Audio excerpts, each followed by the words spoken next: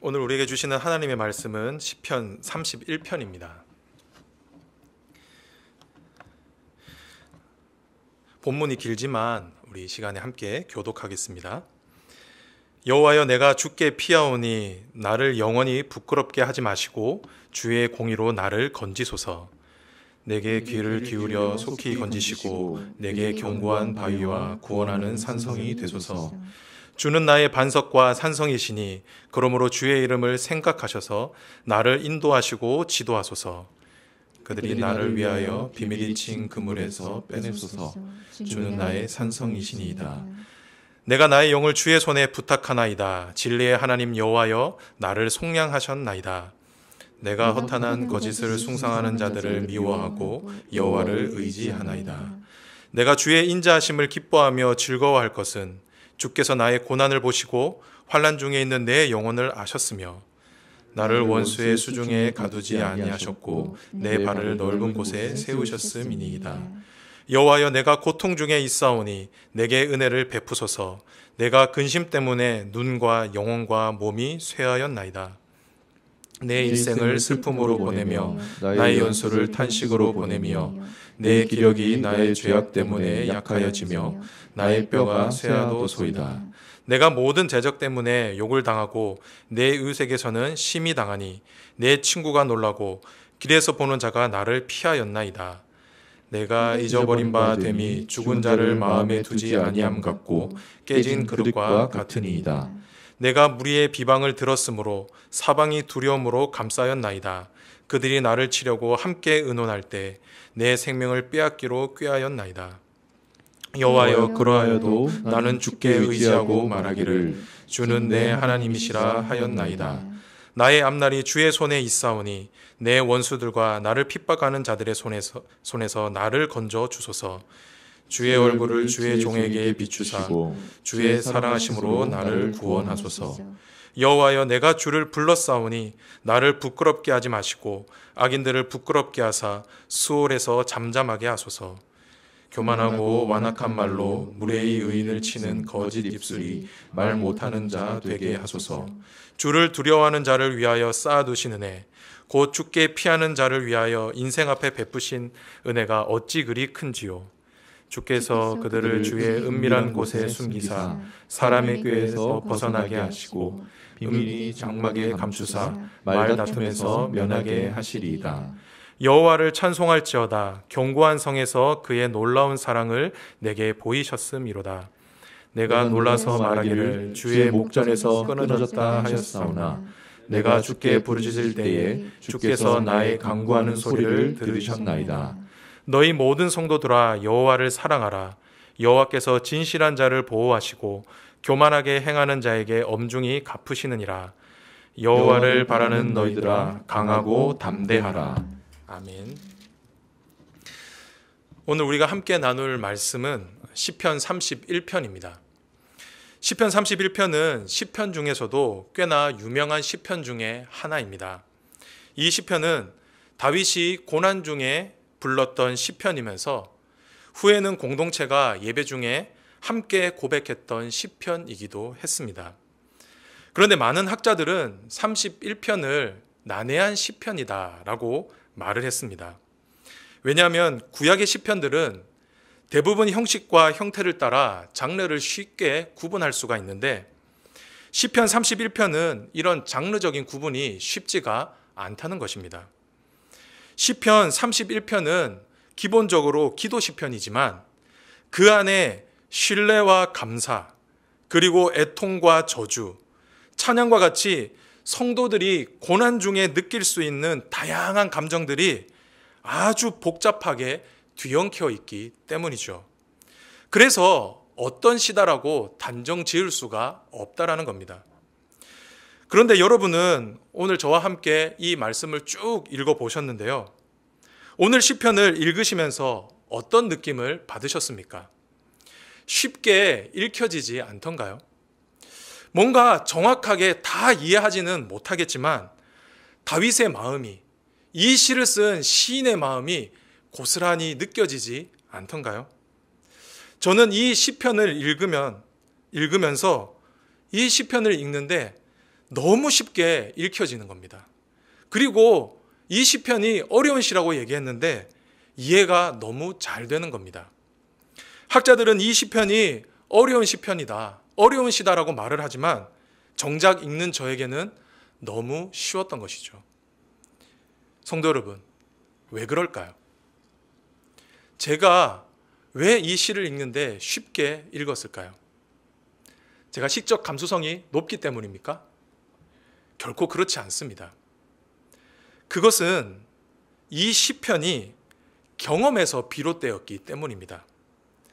다윗의 경험에서 비롯된 시편이기 때문이라는 것이죠. 이 말이 무슨 말이냐면 다윗의 심정과 저와 여러분들이 느끼는 심정이 별반 다르지 않다라는 겁니다. 특별히 고난 중에 느끼고 깨닫는 것은 시대와 상황을 초월해서 비슷하다는 것이죠. 그렇기 때문에 이 시가 정확하게 우리에게 무엇을 말씀하는지는 알지 못하지만 깊이 공감할 수가 있는 것입니다. 성도 여러분, 이렇게 오늘 시편은 다윗이 고난 중에 깨달은 것을 기도문의 형식을 통해 풀어낸 시편입니다. 그리고 자신의 이런 개인적인 경험을 신앙 공동체에게 전수하기 위해 쓴 시편이기도 합니다. 그렇다고 하면 다윗이 고난 중에 깨달은 것은 무엇이었을까요? 그리고 코로나 시대를 살아가고 있는 우리 샘물 공동체에게 다윗이 전하고 있는 메시지는 무엇일까요? 오늘 말씀을 통해 그 교훈을 살펴보도록 하겠습니다. 첫 번째, 다윗이 고난 중에 깨달은 교훈입니다. 그것은 바로 이 세상엔 영원한 피난처가 없다라는 겁니다. 이 세상 그 어디에도 안전한 곳은 없다는 것이죠. 이것이 바로 다윗이 우리에게 일러주는 첫 번째 교훈입니다. 1절을 다 함께 읽어보도록 하겠습니다. 시작. 여호와여, 내가 주께 피하오니 나를 영원히 부끄럽게 하지 마시고 주의 공의로 나를 건지소서. 다윗은 시를 시작하면서 곧바로 자신은 주께 피한다라고 고백합니다.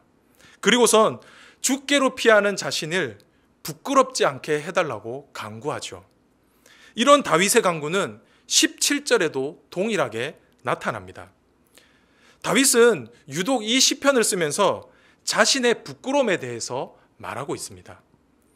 여러분, 그렇다면 왜 다윗은 자신의 부끄러움에 대해서 말하고 있을까요? 그것은 이전에 다윗이 부끄러움을 크게 당한 적이 있었기 때문입니다. 사람들 앞에서 부끄러움을 당했던 것이죠. 그렇기 때문에 부끄러움을 당하지 않게 해달라고 하나님께 간구했던 것입니다. 그렇다고 하면 다윗이 경험했던 부끄러움은 무엇이었을까요? 시편 31편을 연구한 학자들은 이런 다윗의 경험을 사무엘상 23장에서 찾습니다. 사무엘상 23장 15절을 보면 다윗은 사울의 추격을 피해 십광야라는 곳에 숨게 됩니다. 왜냐하면 이 십광야는 다윗이 사울의 추적을 피해 숨을 수 있는 최적의 장소였기 때문입니다. 기본적으로 십광야는 고지대였습니다. 그리고 그 지역은 안반으로 되어 있었죠. 그래서 예로부터 그 지역에는 산성과 요새가 많이 있었습니다. 그리고 그 산성과 요새 밑은 숲으로 되어 있었기 때문에 길을 찾기도 쉽지 않았습니다. 그런데다 십광야는 대대로 다윗이 속한 유다 지파 땅이었습니다. 여러분, 이보다 다윗에게 안전한 곳이 있었을까요? 어떻게 보면 다윗에게 있어서 가장 안전한 곳은, 다윗에게 있어서 가장 안전한 피난처는 바로 십광야였고, 가장 믿을 수 있는 사람들은 바로 십사람들이었다라는 겁니다. 그런데 다윗이 십광야로 피했을 때 다윗은 충격적인 일을 경험하게 됩니다. 그것은 바로 십사람들의 배신이었습니다. 십사람들은 다윗이 자신의 성읍에 숨는 순간 몰래 사울에게 찾아갑니다. 그리고 다윗이 어디에 숨어 있는지, 다윗이 숨은 장소를 사울에게 알려주죠.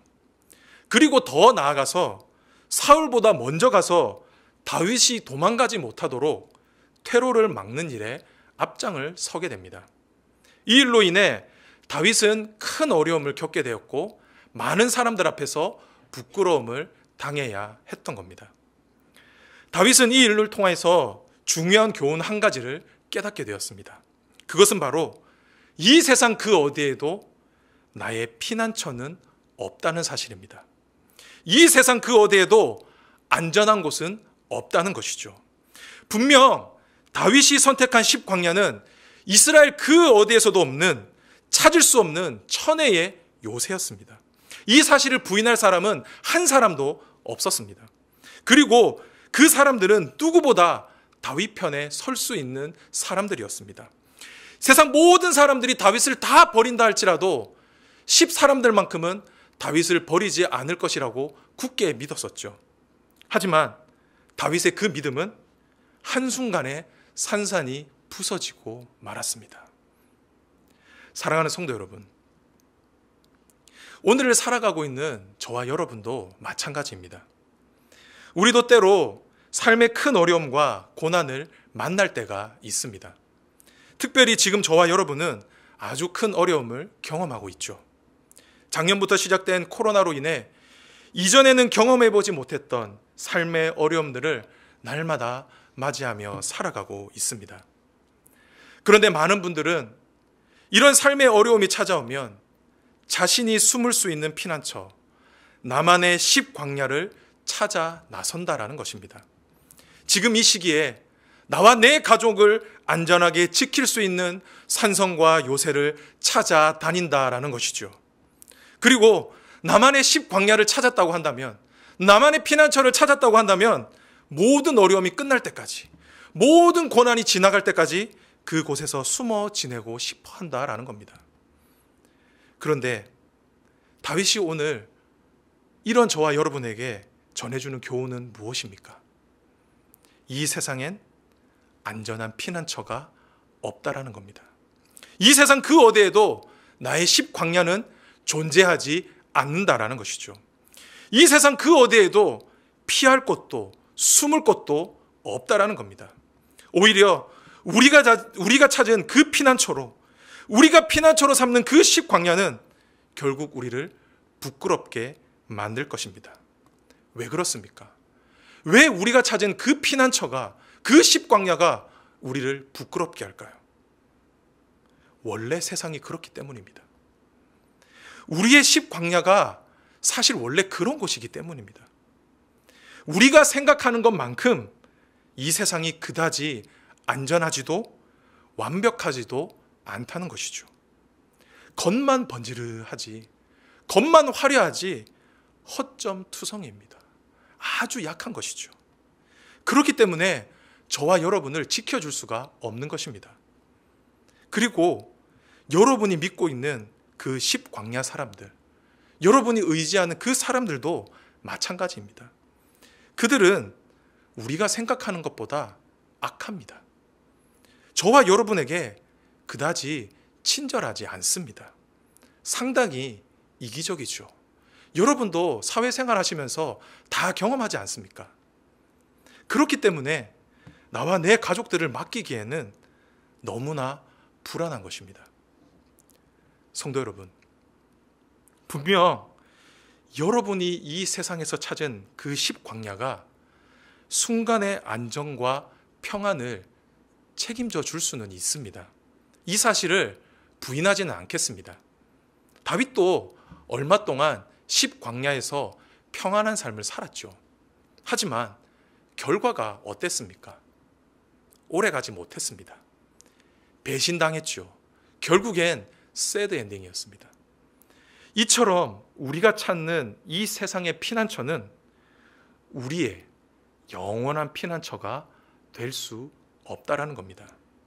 그런데 참 안타까운 사실이 한 가지 있습니다. 그것이 무엇이냐면 우리가 생각보다 이 사실을 잘 받아들이지 않는다라는 겁니다. 분명 머리로는 이 사실을 다 기억하고 있습니다. 성경을 읽을 때마다, 설교를 들을 때마다, 큐티할 때마다 이 세상엔 피난처가 없다라는 말씀에 항상 아멘으로 화답하죠. 하지만 매일의 우리의 결정은 어떻습니까? 우리는 어디를 바라보고 무엇을 선택하고 있습니까? 생각만큼 우리의 행동과 삶이 우리가 아는 것을 잘 따라오지 못하는 것 같습니다. 이 세상의 피난처를 포기하지 못하지요. 어려움이 생기면, 내 삶에 큰 문제가 생기면 또다시 내가 만들어 놓은 십광야로, 내가 만든 피난처로 숨어버리는 것이 저와 여러분이라는 겁니다. 그런데 우리가 이 사실을 깨닫는 순간이 있습니다. 아, 이 세상엔 영원한 피난처가 없구나. 이 사실을 깨닫는 순간이 있는데요. 그때가 언젠지 아십니까? 바로 부끄러움을 당해보면 압니다. 내가 믿고 신뢰하는 십광야에서 배신을 한번 당해보면, 부끄러움을 당해보면 확실히 깨닫게 된다는 것이죠. 그렇기에 하나님께서는 우리가 믿고 의지하는 것을 통해 때로 우리를 부끄럽게 하십니다. 우리가 믿고 의지하는 십광야를 무너뜨려 버리시는 것이죠. 그것이 얼마나 약하고 허술한지를 우리가 똑똑히 볼 수 있도록 보여주시는 겁니다.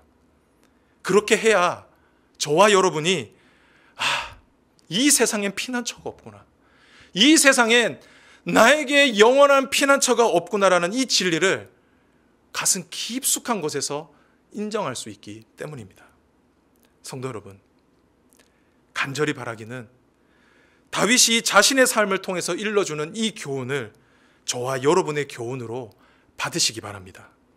이 세상엔 영원한 피난처가 없다라는 이 진리를, 이 세상 그 어디에도 안전한 곳은 없다라고 하는 이 진리를 믿음으로 받으시고 여러분의 가슴으로 새기시기를 바랍니다. 그렇게 우리가 이 사실을 머리와 가슴으로 받아들일 때 우리에게 있는 새로운 피난처를 발견하게 될 것입니다. 바라기는 이 진리의 말씀을 믿음으로 받으시는 저와 여러분이 되시길 주님의 이름으로 축원합니다. 아멘. 두 번째, 다윗이 고난 중에 일러주는 교훈입니다. 그것은 바로 나의 유일한 피난처는 하나님 한 분뿐이라는 것입니다. 하나님의 품이 가장 안전하고 하나님의 품에 안길 때 부끄러움을 당하지 않는다라는 것이죠. 우리 다시 한번 1절을 읽어보도록 하겠습니다. 시작. 내가 주께 피하오니 나를 부끄럽게 하지 마시고 주의 공의로 나를 건지소서. 아멘. 다윗은 이제 자신의 피난처를 수정합니다. 그 피난처가 어디입니까? 여호와여, 내가 주께 피하오니. 여호와여, 내가 주께 피하오니. 이제 다윗은 하나님을 자신의 피난처로 삼습니다. 그리고 그 하나님의 품으로 간다라고 고백하죠. 그리고선 하나님을 무엇이라고 고백합니까?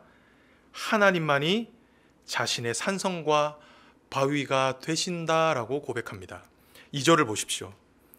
내게 견고한 바위와 구원하는 산성이 되소서. 3절입니다. 주는 나의 반석과 산성이시니. 마지막으로 4절입니다. 주는 나의 산성이시니이다.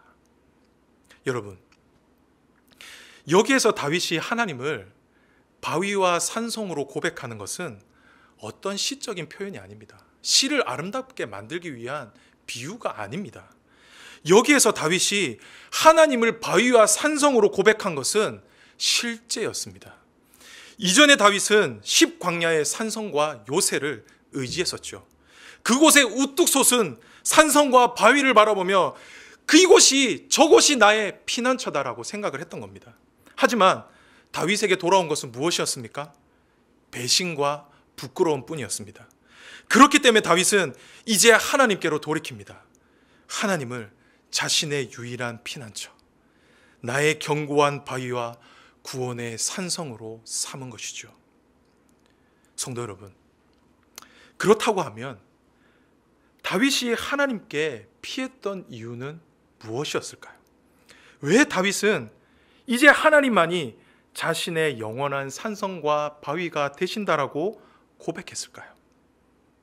그것은 바로 다윗이 경험한 하나님은 생각보다 가슴이 넓은 분이셨기 때문입니다.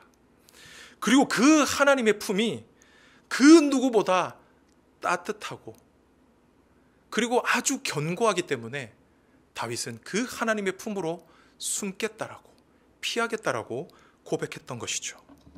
다 함께 7절 8절을 읽어보도록 하겠습니다. 시작. 내가 주의 인자하심을 기뻐하며 즐거워할 것은 주께서 나의 고난을 보시고 환난 중에 있는 내 영혼을 아셨으며 나를 원수의 수중에 가두지 아니하셨고 내 발을 넓은 곳에 세우셨음이니이다. 아멘.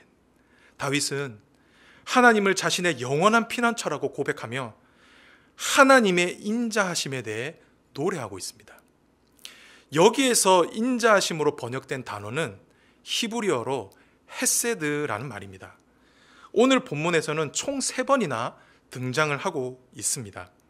이 단어는 인자, 긍휼, 사랑이라는 뜻으로 번역이 될 수 있는데 특별히 오늘 본문인 시편 31편에서는 거부하지 않는 사랑, 품어주시는 사랑이라고 번역해도 참 좋을 것 같습니다. 즉 다윗에게 있어 하나님의 인자하심은 하나님께 피하는 자를 거부하지 않으시고 품어주시는 사랑이었다라는 겁니다. 이런 다윗의 고백은 19절과 20절에 너무나 잘 드러나고 있는데요. 우리 다 같이 19절과 20절을 읽어보도록 하겠습니다. 시작. 주를 두려워하는 자를 위하여 쌓아두시는 애, 곧 주께 피하는 자를 위하여 인생 앞에 베푸시는 애가 어찌 그리 큰지요. 주께서 그들을 주의 은밀한 곳에 숨기사 사람의 꾀에서 벗어나게 하시고 비밀이 장막에 감추사 말 다툼에서 면하게 하시리이다. 아멘.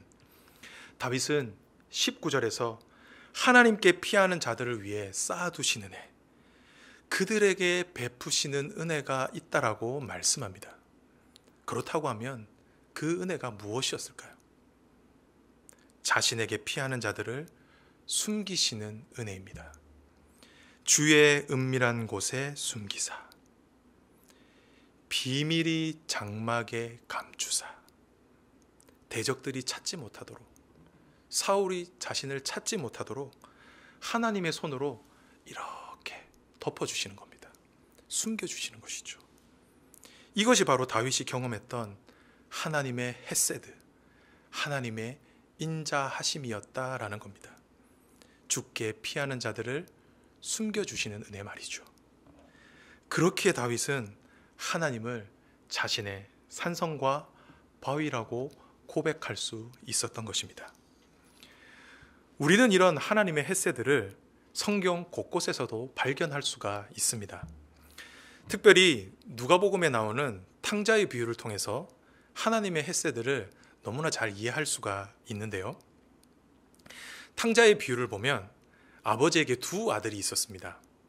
그런데 둘째 아들이 아버지에게 상속받을 재산을 미리 달라고 요청합니다. 당시 유산은 부모님이 죽었을 때만 상속을 받을 수 있었기 때문에 둘째가 아버지에게 유산을 달라고 했다라고 하는 말은 아버지에게 있어서 아주 큰 불효였습니다. 아버지를 아버지로 인정하지 않겠다라는 말이죠. 아버지는 죽었다라는 말입니다. 하지만 아버지는 그 아들을 괘씸하게 생각하지 않고 아무런 말을 하지 않고 유산을 내어주죠. 아버지의 유산을 받은 둘째는 아버지의 눈을 피해 먼 지역으로 가버립니다. 그리고 아버지의 재산을 허랑방탕하게 자신을 위해서 사용하죠. 여러분, 얼마나 좋았을까요? 이제 자신을 감시하는 사람이 없습니다. 그리고 자신의 손에는 두둑하게 돈도 있습니다. 얼마나 좋았을까요? 이 아들도 그것을 정말 재미있게 아주 기쁜 마음으로 사용을 했을 겁니다. 하지만 시간이 얼마 지나지 않아 그 아들은 모든 재산을 다 허비하게 되죠. 그러니 주변에 있던 사람들도 1명씩 2명씩 떠나가 버리는 겁니다. 재산도 잃고 사람도 잃으니 이제 이 아들이 할 수 있는 게 아무것도 없는 겁니다. 그래서 먹고라도 살려고 다른 사람의 집에 종으로 들어가서 돼지를 치는 일을 하게 되죠. 그런데 참 안 될 사람은 안 되는 게 그때 그만큼 흉년이 들어버린 겁니다. 그래서 먹을 것이 없게 되었고 자신이 치던 그 돼지 사료라도 먹으려고 애타게 찾았지만 그것마저 주는 사람도 없었습니다. 어떻게 보면 이 아들, 돼지보다 못한 인생이 되어버린 것이죠. 이를 통해 아들은 자신이 아버지에게 얼마나 큰 죄를 저질렀는지를 깨닫게 됩니다. 그리고 아버지의 품을 떠난다는 것이 얼마나 비참한 결과를 초래하는지도 깨닫게 되죠. 그래서 이 아들은 용기를 내어서 아버지에게로 돌아가기로 결심합니다. 하지만 염치가 없죠. 왜 그렇습니까? 이 아들이 아버지에게 한 행동 때문입니다. 그래서 이 아들은 내가 만약에 아버지의 집으로 돌아간다면 아버지의 아들이 아니라 아버지의 종이 되겠다라고 하는 그 결심을 가지고 아버지에게로 돌아가죠.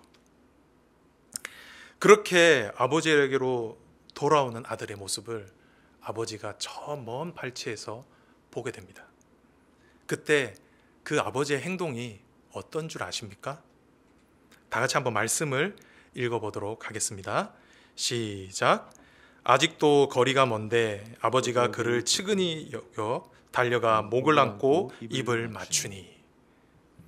아버지는 저 멀리서 걸어오고 있는 아들을 한눈에 알아봅니다. 아마도 아들이 돌아오기만을, 아들이 다시 아버지 품에 오기만을 오랫동안 기다렸던 것 같습니다. 그리고 저 멀리 보이는 아들을 향해서 아버지는 달려가죠. 그리고 돼지를 치느라 더러워진 몸, 만신창이가 된 그 몸을 아버지는 그대로 자신의 가슴으로 끌어안습니다. 그리고 그 더러워진 아들의 얼굴에, 그 입술에 입을 맞추지요. 아버지는 자신에게 돌아온 그 아들을 거부하지도 책망하지도 않았습니다. 살아 돌아온 아들을 기쁨으로 자신의 가슴으로 꼭 끌어 안았던 것이죠. 자신에게 용기를 내어 돌아온 아들을 부끄럽지 않게 했던 것입니다. 그런데 그 아버지의 사랑은 여기에서 멈추지 않습니다. 계속 성경을 읽어보도록 하겠습니다. 아버지가 종들에게 이르되 제일 좋은 옷을 내어다가 입히고 손에 가락지를 끼우고 발에 신을 신기라. 아버지는 아들이 입고 있었던 종의 옷을 벗겨버립니다. 그리고 집에서 가장 좋은 옷을 입히고 손에 가락지를 끼우고 발에 신을 신겨주죠. 이것은 돌아온 아들을 종으로 받지 않겠다라고 하는 의미입니다. 다시 아들로 받겠다라는 것이죠. 이렇게 아버지는 자신에게 돌아온 아들을 거부하지도 않고 자신의 넓은 가슴으로 품어주었습니다. 아들을 용서하고 아들의 피난처가 되어 주었던 것이죠. 성경은 이것을 헤세드라고 말합니다. 성도 여러분, 그런데 저와 여러분이 믿는 그 하나님이 바로 헤세드의 하나님이시라는 겁니다. 하나님을 자신의 피난처로 삼고 하나님께 피하는 모든 자들을 결코 밀어내지 않으시고 부끄럽지 않게 하신다라는 것입니다. 오히려 그분의 넓은 품으로 안아주시고 우리의 모든 수치와 약함을 덮어주신다라는 것이죠. 그런데 감사한 사실이 한 가지 더 있습니다. 그것은 바로 그 하나님의 인자하심은 결코 변하지 않는다라는 것입니다. 이 세상의 모든 것은 다 변하여도, 이 세상 모두가 나를 버려도 우리를 향한 그 하나님의 인자하심, 그 하나님의 헤세드는 결코 변하지 않는다라는 것이죠. 그 변함없는 사랑으로 저와 여러분의 피난처가 되어 주신다라는 것입니다. 간절히 바라기는 오직 하나님만이 저와 여러분의 유일한 피난처가 되신다라고 하는 이 사실을 믿음으로 받으시기 바랍니다. 그리고 더 이상 이 세상의 것에 여러분의 인생을 맡기지 마시기 바랍니다. 우리의 영원한 피난처 되신 하나님께만, 우리의 영원한 산성과 바위 되시는 하나님만을 의지하고 그분께로 피하는 저와 여러분이 되시기를 바랍니다. 그렇게 할 때 하나님께서 저와 여러분을 부끄럽지 않게 하실 것입니다. 오히려 저와 여러분을 높은 곳에 우뚝 서게 해 주실 것입니다. 바라기는 이 사실을 믿음으로 받으시는 저와 여러분이 되시길 주님의 이름으로 축원합니다. 아멘. 마지막인데요, 다윗이 고난 중에 우리에게 일러주는 세 번째 교훈입니다. 그것은 바로 그렇기 때문에 나의 영을 주의 손에 부탁하라입니다. 내 인생을 주님의 손에 맡기라는 것이죠. 우리 다 함께 5절을 읽어보도록 하겠습니다. 시작. 내가 나의 영을 주의 손에 부탁하였나이다. 진리의 하나님 여호와여 나를 속량하셨나이다. 다윗은 고난 중에 두 가지 중요한 진리를 깨닫게 됩니다. 첫 번째는 이 세상엔 영원한 피난처가 없다는 것입니다. 그리고 두 번째는 자신의 영원한 피난처는 오직 하나님 한 분밖에 계시지 않다라는 것이죠. 그래서 다윗은 결정합니다. 바로 자신을 하나님께 맡기기로 말이죠. 하나님께 자신의 운명을 맡기는 것입니다. 그런데 우리가 이 5절에서 주목해야 할 표현이 한 가지가 있습니다. 그것은 바로 나의 영이라는 표현인데요. 다윗은 자신의 상황을 하나님께 맡기지 않습니다. 그렇다고 자신의 목숨을, 자신의 생명을 하나님께 구걸하지도 않습니다. 오히려 자신의 영혼을 하나님께 맡기겠다라고, 내 영혼을 하나님의 손에 부탁합니다라고 고백을 하고 있는데요. 그렇다고 하면 여기에서 자신의 영혼을 맡긴다라고 하는 의미는 무엇일까요? 그것은 바로 이제부터 자신의 인생을 온전히 하나님께 드리겠다라는 표현입니다. 다른 말로 표현하면 자신을 하나님의 소유로 드리겠다라는 것이죠. 이제 자신은 하나님의 것이니 하나님의 뜻대로, 하나님이 이끄시는 대로 순종하겠다라는 것입니다. 그것이 사는 것이든지, 그것이 죽는 것이든지, 그것이 때로 나를 부하게 하든지 나를 가난하게 만들든지 모든 것을 하나님의 손에 맡기겠다라는 것이죠. 이것이 바로 나의 영혼을 부탁한다라고 하는 고백의 의미입니다. 우리는 이 사실을 예수님의 십자가를 통해서도 너무나 잘 알 수 있습니다. 예수님께서는 골고다 언덕 위에 십자가에 달리셨습니다. 그곳에 예수님은 홀로 계셨죠.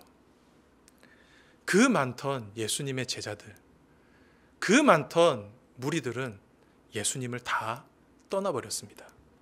이제 예수님 곁에는 예수님을 비방하고 예수님을 조롱하는 사람들밖에 없었습니다.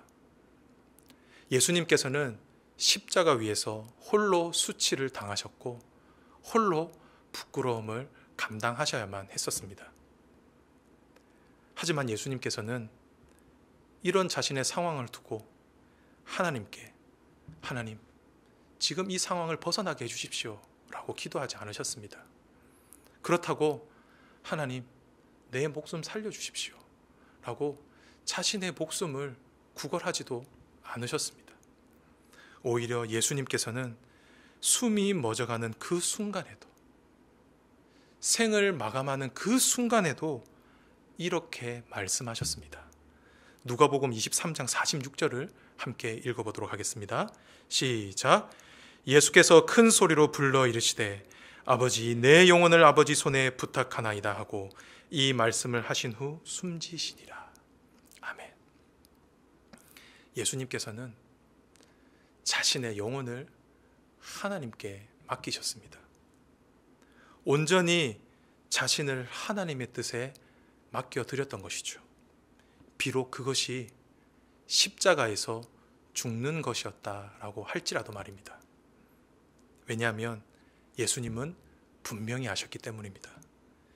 하나님께서는 자신에게 나오는 자들을 결코 부끄럽게 하지 않으시고 반드시 그 영혼을 책임져 주실 것이라고 하는 확실한 믿음이 있으셨기 때문이죠. 그래서 십자가를 감당하실 수 있으셨던 겁니다. 성도 여러분, 하나님께서는 오늘도 하나님을 자신의 산성과 바위로 삼는 자들을 찾고 계십니다. 온전히 하나님의 소유가 되기를 원하는 사람, 사나 죽으나 오직 나는 하나님의 것임을 인정하고 그분께 자신의 영혼을 내어드릴 수 있는 그 한 사람을 지금도 찾고 계시다는 것이죠. 바라기는 이 시대에 하나님이 찾으시는 그 한 사람이 되시기를 주님의 이름으로 축복합니다. 하나님만을 나의 영원한 산성과 바위로 삼고 그분께 여러분 인생 전부를 맡길 수 있기를 축복합니다. 그렇게 할 때 하나님께서 저와 여러분의 영혼을 책임져 주실 것입니다. 저와 여러분의 영원한 피난처가 되어 주실 것입니다. 그리고 더 나아가 하나님께 피하는 우리를 결코 부끄럽게 하지 않으시고 그 하나님의 넓은 가슴으로 우리를 품어주시고 우리를 오히려 더 높은 곳으로 반드시 서게 해 주실 것입니다. 바라기는 이 사실을 믿음으로 받으시고 온전히 하나님께 여러분의 영혼을 부탁하실 수 있기를 주님의 이름으로 축복합니다. 아멘. 말씀을 맺도록 하겠습니다. 저희 할아버지는 교회에서 존경받는 장로님이시면서 한 지역의 유지이셨습니다. 그래서 제가 이렇게 귀티나 보이는 겁니다. 그래서 신앙적으로, 사회적으로, 경제적으로 저희 집안은 부족함이 없는 편이었습니다. 그런데 어느 날 할아버지께서 하시던 그 사업에 큰 부도를 맞으셨고 한순간에 모든 재산을 다 잃어버리게 되셨습니다. 할아버지께서는 그 충격으로 중풍을 맞으시고 쓰러지게 되셨죠. 그리고 매일마다 집안으로 날아오는 빚 독촉장으로 인해 하루하루 눈물로 보내셔야만 했었습니다. 그런데 돈도 잃고 재물도 잃고 건강도 잃으니 그 옛날 할아버지를 찾아오는 사람들, 존경한다고 찾아오던 그 사람들도 한 명씩 두 명씩 발길을 끊기 시작했습니다. 이제는 홀로 집안 병상에 누워서 하늘만 바라보며 계실 수밖에 없으셨죠. 어느 날 이런 할아버지가 너무나 안쓰러우셨는지 큰아버지께서 할아버지께 이렇게 물어보았다고 합니다. 아버지, 옛날에는 건강하고 돈도 많고 명예도 많았을 때는 사람들도 많이 찾아오고 부러울 게 하나도 없었는데 이제 건강도 잃고 돈도 잃고 명예도 잃으니 아무도 찾아오는 사람이 없네요. 어떻게 보면 인생을 정리하는 할아버지에게는 참 슬픈 현실이 아닐 수 없습니다. 그런데 그때 할아버지께서 나지막한 목소리로 큰아버지에게 이렇게 말씀하셨다고 합니다. 예수님밖에 없다. 인생 다 살아보니, 다 가져보고, 다 누려보니 결국에 남는 것은 예수님밖에 없다. 이 말씀을 남기셨다라고 합니다. 그리고 얼마 지나지 않아 자는 잠에 하나님의 부르심을 받으셨습니다. 큰아버지께서는 할아버지 발인 예배를 마치시면서 이 말씀이 아버지께서 자손들에게 주시는 마지막 유언이었다라고 말씀하셨습니다. 성도 여러분, 그런데 이 유언이 비단 저희 가정에게만 던져주는 유언이겠습니까? 오늘을 살아가는 저와 여러분에게 주시는 신앙 선배의 교훈은 아닐까요? 인생을 다 살아보고 모든 것 다 누려보고 경험한 인생 선배가, 신앙 선배가 우리에게 일러주는 마지막 메시지는 아닐까요? 간절히 바라기는 이 세상에 소망을 두시지 마시기 바랍니다. 언제 변할지도 모르고 언제 없어질지도 모르는 이 세상을 여러분의 피난처로 삼지 마시기 바랍니다. 오히려 우리를 향한 인자와 사랑을 끊임없이 베푸시는 영원히 베푸시는 그 하나님께 여러분의 인생을 맡기시기를 바랍니다.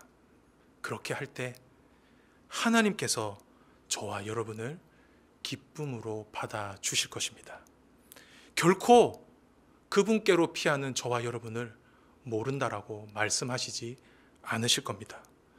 오히려 그 넓은 품으로 저와 여러분을 안아주시고 저와 여러분을 숨겨주실 것입니다. 바라기는 이 사실을 믿음으로 받으시고 이 세상 살아가는 동안 오직 하나님 한 분만을 의지하실 수 있는 저와 여러분이 되시길 주님의 이름으로 축복합니다. 아멘. 우리 시간의 말씀을 기억하면서 이 찬송 했으면 좋겠습니다. 은혜 아니면 살아갈 수 없네, 호흡마저도 다 주의 것이니, 세상 평안과 위로 내게 없어도 예수, 오직 예수뿐이네. 하나님 아버지, 감사를 드립니다. 이 악하고 험한 세상 속에서 우리의 영원한 피난처가 되어주심에 감사를 드립니다. 하지만 때로 우리는 하나님이 아닌 이 세상에서 우리의 안정과 평안을 찾을 때가 많았습니다. 하나님, 우리의 연약함을 불쌍히 여겨주시고 오직 하나님 한 분만을 나의 반석과 산성으로 삼게 하여 주옵소서.